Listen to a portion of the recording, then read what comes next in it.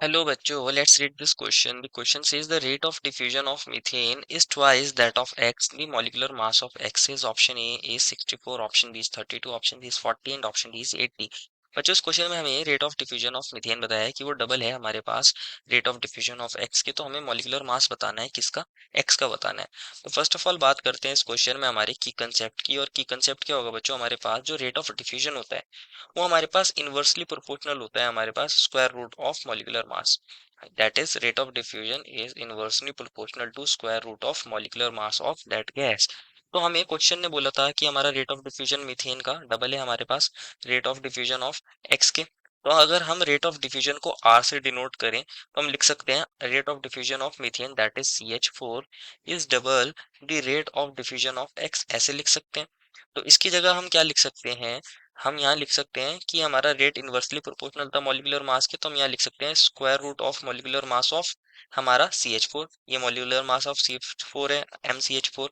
ये हमारे पास किसके इक्वल आ जाएगा, 2 की जगह 2, और RX की जगह क्या लिख सकते हैं, rate of diffusion of X की जगह हम लिख सकते हैं molecular mass of X, molecular mass of X. क्योंकि रेट हमारा इनवर्सली प्रोपोर्शनल था square root of molecular mass के, तो बच्चों हमारा दोनों साइड प्रोपोर्शनलिटी कांस्टेंट आएंगे और वो कट जाएंगे, तो हम यहाँ डायरेक्ट इस तरह इसको लिख सकते हैं।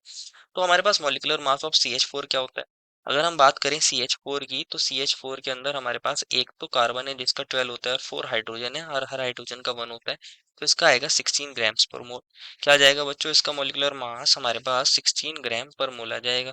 तो हम यहाँ लिख सकते हैं 16, यहाँ वैल्यू क्या डाल सकते हैं, 1/√16, ये वाली वैल्यू डाल सकते हैं। और यहाँ हमारे पास क्या लिखना है, हमें मॉलिक्यूलर मास ऑफ एक्स लिखना है, क्योंकि ये हमें निकालना है। अब हम क्या कर सकते हैं, दोनों साइड स्क्वायरिंग कर सकते हैं। अगर हम दोनों साइड स्क्वायरिंग कर देते हैं, squaring both sides, squaring both sides, तो बच्चों हमारे पास यहाँ क्या था, हमारा 1 था, 1 का स्क्वायर करेंगे 1 आ जाएगा, √16 का स्क्वायर करेंगे तो रूट हट जाएगा 16 आ जाएगा। इधर की side right hand side numerator में 2 था, 2 का स्क्वायर करेंगे तो ऊपर न्यूमरेटर में 4 आ जाएगा।